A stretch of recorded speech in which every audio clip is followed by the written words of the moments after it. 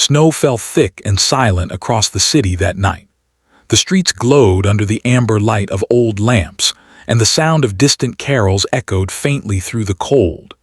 Inside a small diner on the corner of Maple and Fifth, a young woman stood nervously at the counter, clutching a torn coat around her and holding the hand of a little girl.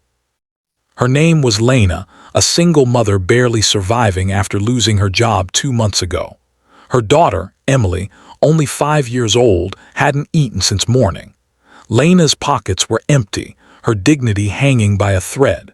She looked at the steaming plates of food being served to laughing families and swallowed hard. When the waiter approached, she whispered timidly, "Please, could I get something small for my daughter? Maybe just a sandwich."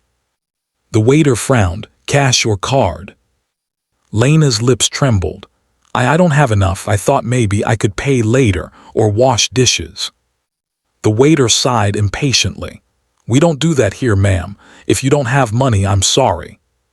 But before he could finish, a voice came from the corner booth, deep, calm, and commanding. "Bring them whatever they want, and bring 2 hot chocolates." The entire diner turned to look. Sitting alone was a man in an expensive charcoal suit, his wristwatch glinting in the dim light. His face was serious but kind, and there was a quiet power about him that made people move aside without question.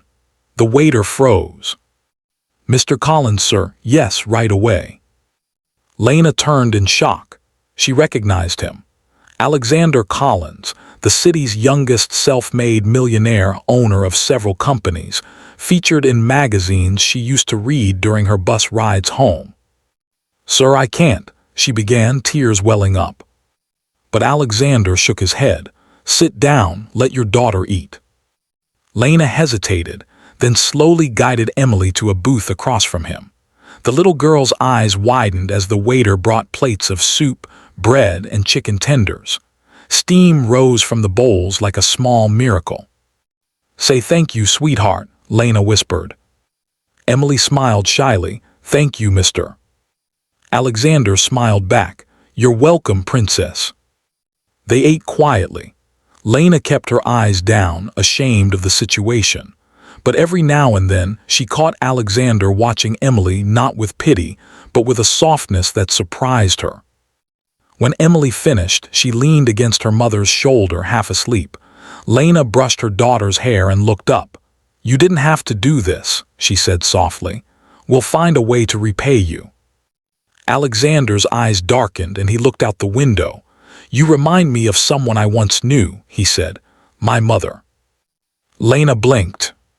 "She used to take me to diners like this," he continued quietly. "Back when we couldn't afford much, she'd tell me to eat while she said she wasn't hungry, but I knew she was lying. She starved so I could grow." He paused, exhaling slowly. "I promised myself if I ever made it, I'd never let another child go hungry in front of me." Tears rolled down Lena's cheeks. She reached for a napkin, embarrassed.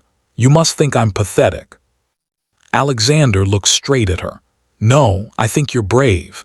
You did what any mother would. You asked for help." He opened his briefcase, pulled out a card, and slid it across the table.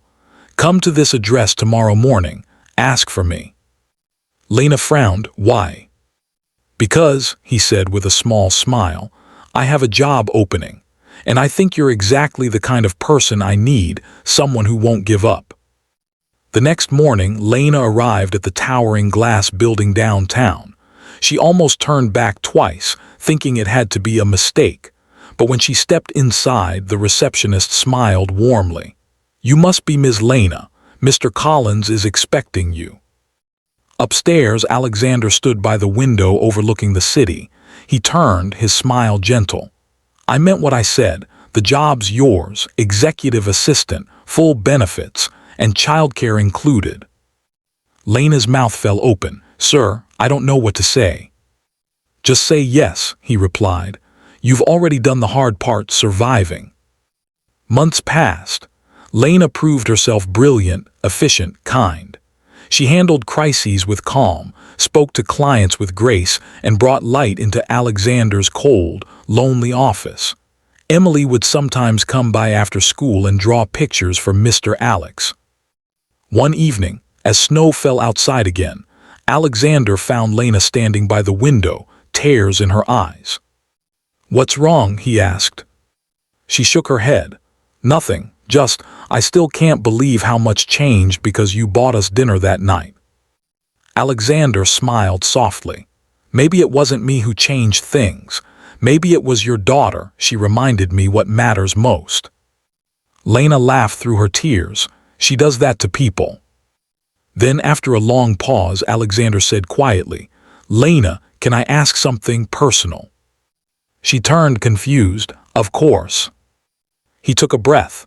"Would you and Emily join me for Christmas dinner, not as my employees, as my family?" For a moment, Lena couldn't speak. The man who had once seemed untouchable, unreachable, now looked at her with the gentleness of someone who had finally found what he'd been missing. She nodded, smiling through tears. "We'd love to." That night, as laughter filled Alexander's home, a home that had long been silent, he looked across the table at the woman and child who had unknowingly saved him. And somewhere deep in his heart, he knew, sometimes the ones who come to us in need are the ones who end up healing us the most.